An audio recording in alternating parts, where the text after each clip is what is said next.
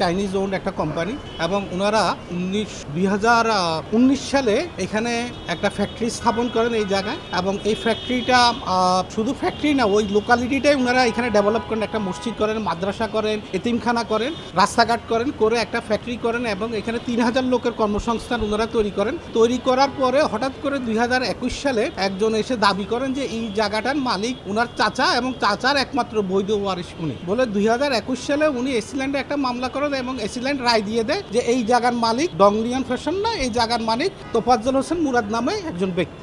এই রায়ের পর থেকে এই যে আমার যে ফরেন ক্লায়েন্ট ডংলিয়ন ফ্যাশন, ওনার প্রতি প্রচন্ড চাপ তৈরি হয়, ওনার বিভিন্ন জায়গা থেকে ওনার কাছে আসে, দেন দরবার হয়, ওনার থেকে টাকা চাওয়া হয়।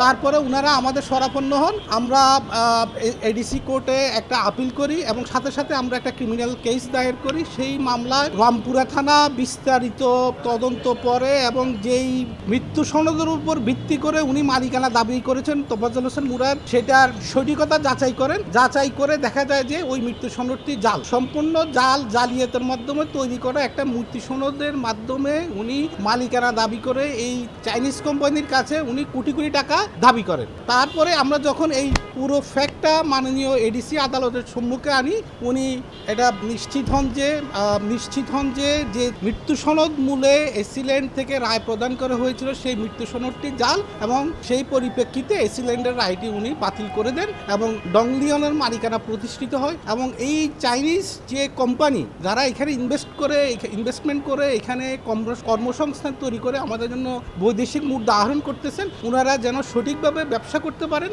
এবং এইটা নিশ্চিত করার জন্য মাননীয় আদালত আজকে রায়টি প্রদান করে। মাননীয় আদালত এখানে যেহেতু আইনি ম্যাটার, মাননীয় আদালত বলেছেন যে এসিল্যান্ড কর্তৃক রায়টি সঠিকভাবে দেওয়া হয় নাই এবং যে মৃত্যু সনদের উপর রায়টা দেওয়া হয়েছে সেই মৃত্যু সনদ যেহেতু তদন্ত শেষে দেখা গেছে জাল, সো ডংলিয়নই বৈধ মালিক। এই সময় কি আদালত কোনো ধরনের অবজারভেশন জানিয়েছে? আদালত অবজারভেশন জেনেছেন যে যারা এই যে আমাদের যে ফরেন যে ইনভেস্টর যারা এখানে মালিকানা জমি ক্রয় করে এখানে ব্যবসা করেন, ওনারা যেন সঠিক আইনি প্রোটেকশন পান, আইনি সুরক্ষা যেন ওনারা নিশ্চিত করা হয়, সেই ব্যাপারে সবাইকে সচেষ্ট থাকার জন্য। মুরাদ কি কোনো ধরনের রাজনৈতিক পরিচয়?